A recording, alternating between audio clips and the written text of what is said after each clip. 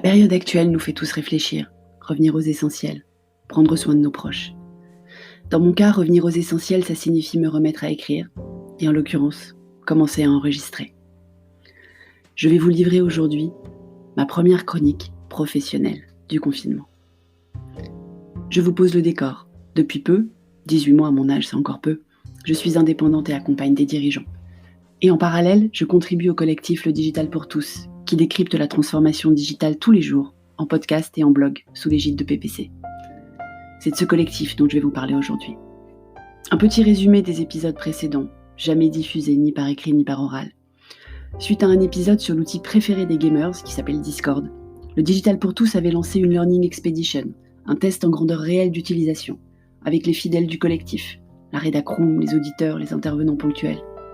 Nous avons donc tous migré depuis Slack utilisé avant. Les geeks du collectif ont organisé les serveurs, ils ont accompagné l'onboarding, les marketeurs ont organisé les différents salons. Nous avions même lancé un digital café tous les soirs à 18h30, parce que l'outil permet un salon vocal, ce qui est une grande amélioration par rapport à Slack d'ailleurs. On papotait, tout le monde n'étant pas proche géographiquement.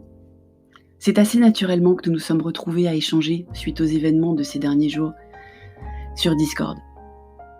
Alors, on avait un choix clair d'accompagner toutes les entreprises qui n'avaient pas forcément anticipé le télétravail, nécessaire à ce moment-là uniquement pour garder les enfants à la maison quand on l'a démarré, tant au niveau des pratiques que des outils.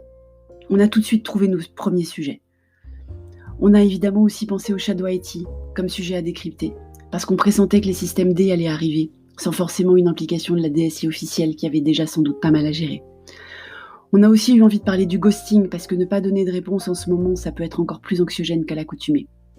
Et puis la vélotipie pour la pointe d'humour du vendredi, parce que franchement, qui n'a pas ri en voyant les lettres s'afficher de façon pas toujours cohérente sous l'image du président? Donc la première semaine, on a trouvé nos sujets comme ça. Et le premier week-end, on s'est retrouvés encore plus souvent que d'habitude dans les différents salons de notre Discord. Pour bosser, bien sûr, pour se répartir les tâches entre la curation des sources, la diffusion des tweets d'avant-émission, la rédaction des billets de blog qui accompagnent chaque sujet, son illustration, mais aussi progressivement pour se soutenir. Comment décrypter les fake news? Comment organiser l'équilibre entre télétravail et école à la maison? Comment continuer à se cultiver? De nouveaux salons ont vu le jour. Les séries à voir et conseils culture ont été très populaires. Mais surtout, nous avons doublé la fréquence du Digital Café. Tous les matins et tous les soirs, nous nous retrouvons en vocal pour prendre des nouvelles, pour se donner des tuyaux, pour recréer du lien social justement. Avec de sérieux fous rires, de jolis moments de la sérendipité chère à PPC. Un des membres que je ne connaissais pas avant ces événements habite dans la même rue que ma maman. Il va pouvoir m'aider à prendre soin d'elle vu que je vis à 600 km. Avec une entraide et une humanité incroyables qui rassurent.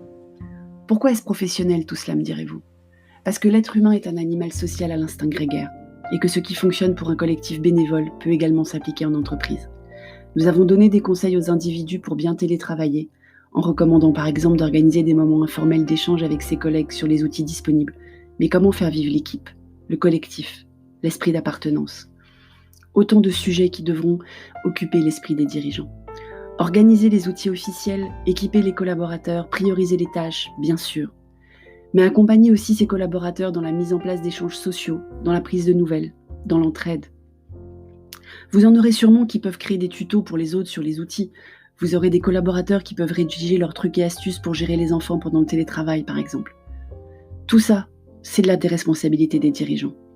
Évidemment en tant qu'être humain, mais aussi pour la pérennité de l'entreprise. Si ce n'est économique, au moins social.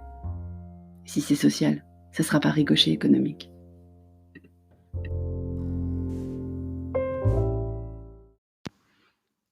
Donc voilà, c'était la première chronique pro pour cet épisode 2. Si ça vous a plu, mettez-moi 5 étoiles et surtout un commentaire. C'est très important les commentaires.